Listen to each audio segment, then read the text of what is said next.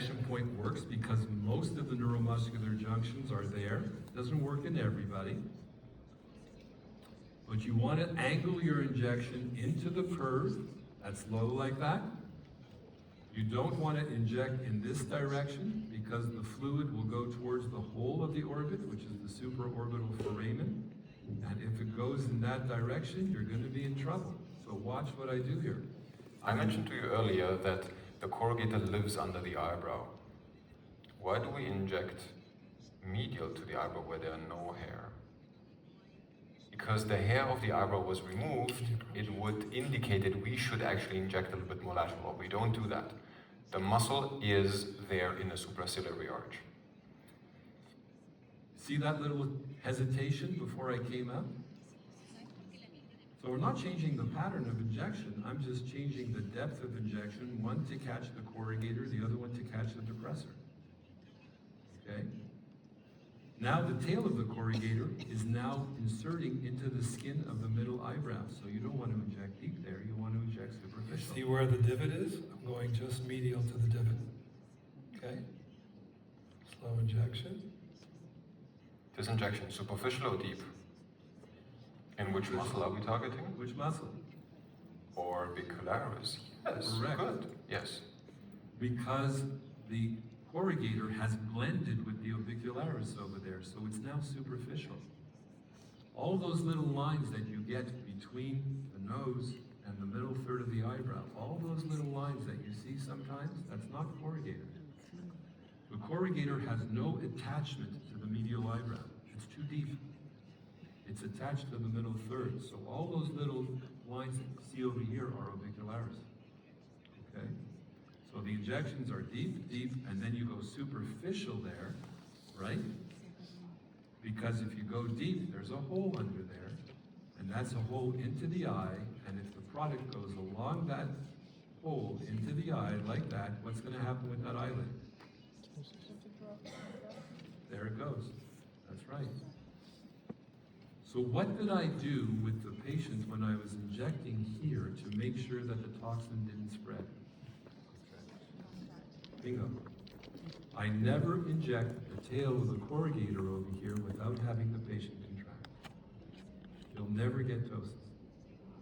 Okay? Nice little trick. Stay superficial. So when we look at the 5 points that I was one of the people who recommended these 5-point injections back in 1992, for serous, too high. Corrugator into the fold where the skin is, no, doesn't make sense.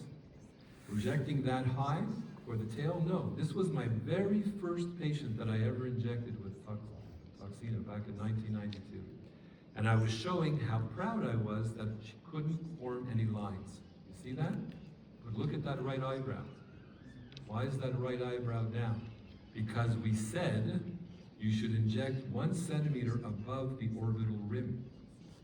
But the orbital rim has nothing to do with where the corrugator is, because the corrugator is inserted into the skin. So what does the orbital rim have to do with it? Nothing. When I injected 1 centimeter above over here, what muscle was I hitting? Of course, I'm going to hit frontalis. Look at where the orbital rim is, and look at what I'm injecting. I'm injecting up there. Look at the corrugator, they're much lower. They're going into the eyebrow. So don't do your injection based off an orbital rim. You do your injections based off where the eyebrow is. If you were to inject my eyebrow, you're injecting below the orbital rim, but that's where the muscle is. Okay? If you want to prevent the eyebrows from spreading, which I see a lot of people walking around with eyebrows that start over here.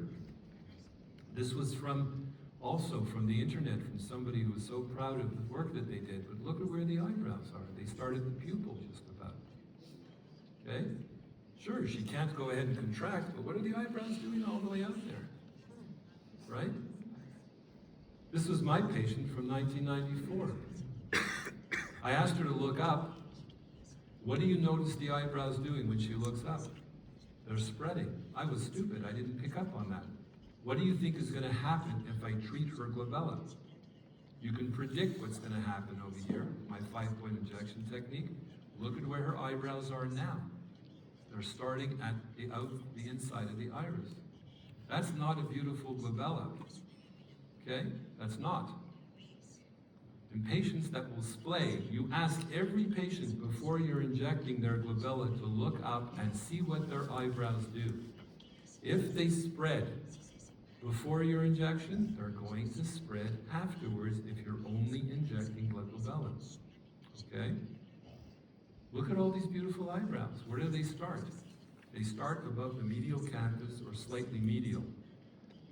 Sometimes I check to see how much they're going to spread by taking my fingers and pulling the eyebrows apart like that.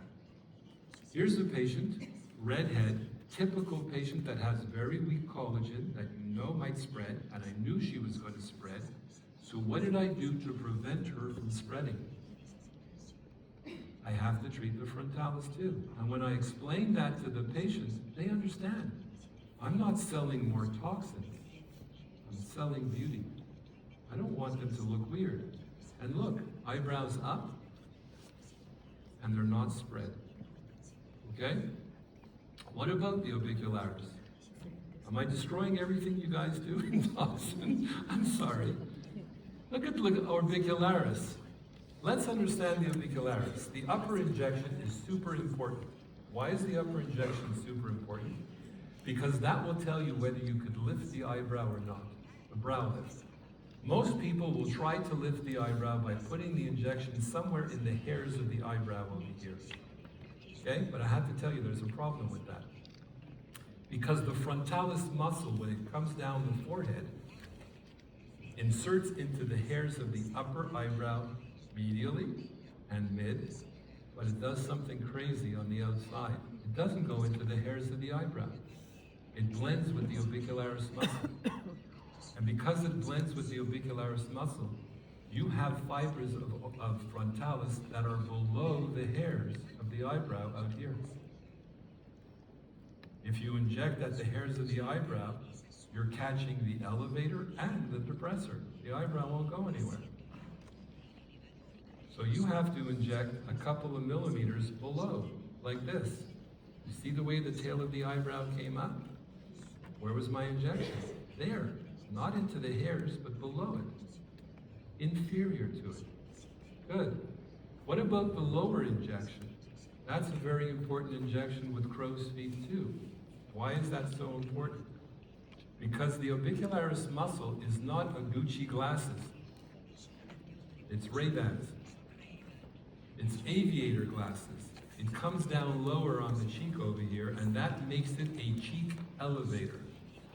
And if you knock off that muscle too low, not the zygomaticus major, we're talking about orbicularis now. If you knock that off, there's the muscle. What's going to happen? The patient won't lift the outside of their cheeks when they smile. They get a funny smile and they'll never have toxin again. So be careful with that lower injection. You can see on this patient, she was injected into the tail of the eyebrow. I got the clinic's notes. They injected her right down there. And look when she smiles. She's not lifting the outside of her face. Okay.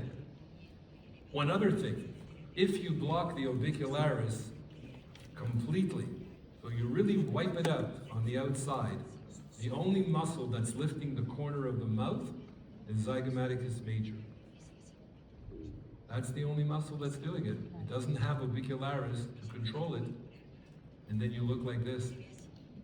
That's how you get the Joker smile. That's how I can pick up on anybody when they smile that they've had toxin in their crow's feet, because the corner of the mouth flips up like that from zygomaticus major.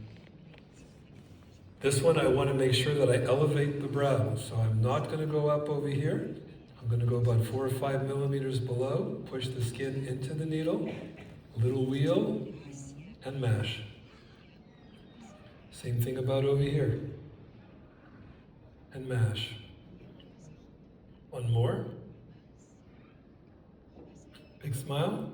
She has a couple of lines that are extending out over here. We're going to soften that too. I'm not afraid to do a double line over there. Is there any muscle other than the orbicularis that I have to worry about over there? Superficially? Yep. No. Unless we're going deep, which we didn't, but we stayed superficial, so no other muscle. Again, here important, try to understand the lines are perpendicular to the muscle fiber orientation, and then you understand that it's a circular muscle looping around. And always never forget that the frontalis muscle has a direct connection with your orbicularis. And this connection is located in this area here, somewhere in the level where you have the overlap. And when you have the an area and overlap, you want to stay away from this to have the respective effect that we want. Does that make sense? Good. You can open up eyes by injecting right over here. That's the vertical fibers of orbicularis. You can see this right over here as you go ahead and inject just 1 unit, even a half a unit, just under the skin above the lashes, and you can open the eye like that. I do this quite commonly when I'm in Asia because they like a fuller eye, a round eye. Okay, you can see how the eye opens. So you can do all these things together and still maintain a natural smile, elevate the eyebrows, okay? Soften the lines underneath the eye as well. I do not inject medially under the eye because that's where the lacrimal pump is that's pulling the tears in that are being formed from the lacrimal gland, and if you inject too far medial over here, the patient will cry for 3 months. What about the frontalis? You can get different line patterns on the frontalis, straight or curved. This is in your books, but the frontalis is an unusual muscle. I wish we never had one because they're the most difficult one to get a good result. Why is that? Because the frontalis muscle has no bony attachment. It starts from the galea, it inserts into the hairs of the eyebrow or the orbicularis. So when it contracts, it's not pulling or elevating, it's actually just shortening. You see that? That makes it a difficult muscle because it has a line of convergence where the lower part of the muscle meets the upper part that's coming down. Okay, once I understood this, it changed the way that I inject the frontalis. Of course, because what the frontalis is it's you lying in bed. And when you curl up and you lie in bed, you pull your head down and your feet up. There's nothing that's attached. So if you take a look at this guy, look at his hairline coming down and look at the eyebrows going up. And then you have that convergence line. Once you find that convergence line where the muscles meet, now you know how to target. And the frontalis, to understand, number one, has very little fat under it, on top of it, between the skin and the muscle. What does that mean? It means that wherever you see a line, there's muscle fibers. Wherever, if it's up here, if it's down here, wherever you see a line, there's got to be muscle fibers underneath because the muscle fibers are attached directly to the skin. Look, as we reflect, there's very little fat, and you can't tell me where the frontalis ends and the orbicularis begins. It's not like you see in textbooks, okay? There's no bony attachment and no distinct muscle termination. So when you take a look at a patient like this, this is my trick. Before treating any frontalis with toxin, what do you check for? You check the position of the eyelids. If you were to inject my frontalis, I wouldn't be able to see in the operating room. You're going to drop my eyelids like this because people who have ptosis, like this woman has over here, bilateral ptosis, they use their eyebrows to try to lift automatically to keep their eyelids open. If you go ahead and treat her, you know what's going to happen. That's what happens.